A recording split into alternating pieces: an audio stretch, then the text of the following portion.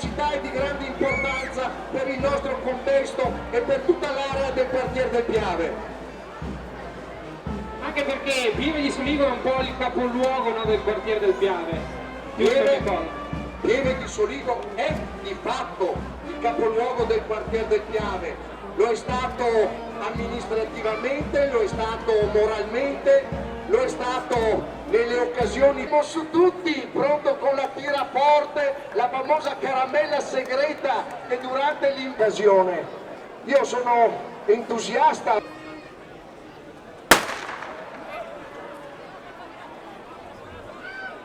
Sulla corda per capire l'inclinazione, per dare ed è partito il primo tiro di questa 37esima edizione con Da Trevisan.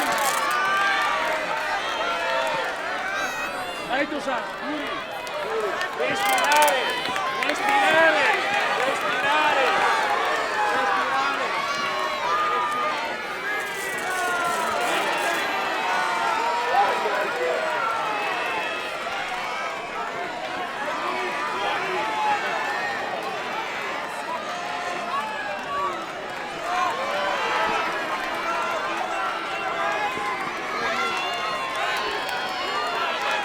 E che andiamo!